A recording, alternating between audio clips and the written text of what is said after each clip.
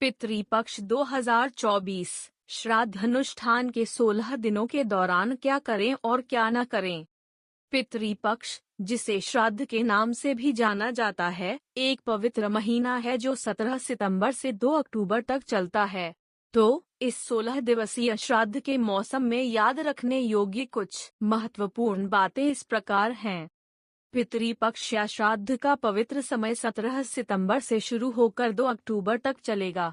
भाद्रपद माह में कृष्ण पक्ष की प्रतिपदा तिथि से शुरू होकर यह 16 दिवसीय अवधि महालया अमावस्या के साथ समाप्त होती है, जिसे सर्वपितृ अमावस्या भी कहा जाता है।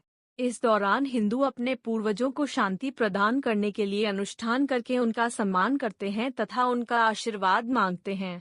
हिंदू धर्म में पितृपक्ष का बहुत बड़ा आध्यात्मिक महत्व है, इसलिए यह सुनिश्चित करने के लिए कि आपका श्राद्ध काल सार्थक और विनम्र हो, इन बातों का ध्यान रखना बहुत जरूरी है। पितृपक्ष 2024 याद रखने योग्य कार्य। तर्पण। मृतक व्यक्ति का सबसे बड़ा बेटा तर्पण करता है। ऐसा माना जाता है कि पितृपक्ष के दौरान मृतक आत्मा अपने प्रियजनों से भोजन, पेय और उपहार प्राप्त करने के लिए पृथ्वी पर आती है। कौवे को या तो मृतक परिवार के सदस्यों की आत्मा या यमराज का प्रतिनिधि माना जाता है। पिंडदान।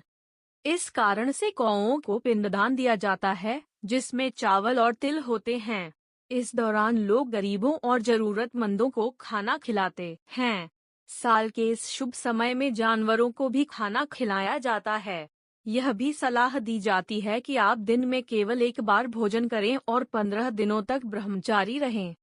जरूरतमंदों को भोजन कराएं। श्राद्ध की मुख्य परंपराओं में से एक है ब्राह्मणों को भोजन कराना, जिसे ब्रह्म भोजन कहते हैं। गरीब लोगों को भी भोजन कराया जा सकता है। दान पुण्य।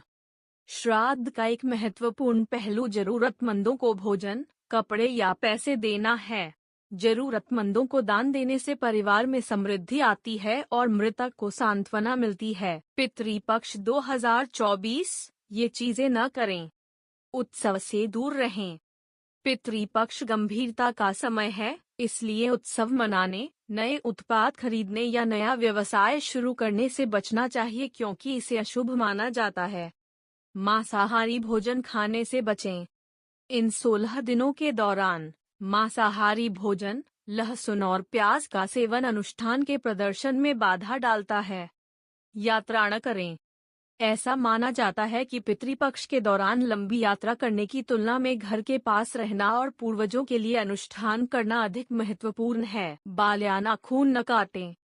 ऐसा माना जाता है कि इस समय बाल या नाखून काटना अशुभ होता है और श्राद्ध के उत्सव का अनादर करता है। नकारात्मक व्यवहार से बचें। ऐसा माना जाता है कि क्रोध और संघर्ष जैसे नकारात्मक व्यवहार श्राद्ध समारोह की सफलता के लिए आवश्यक आध्यात्मिक शांति को भंग करते हैं।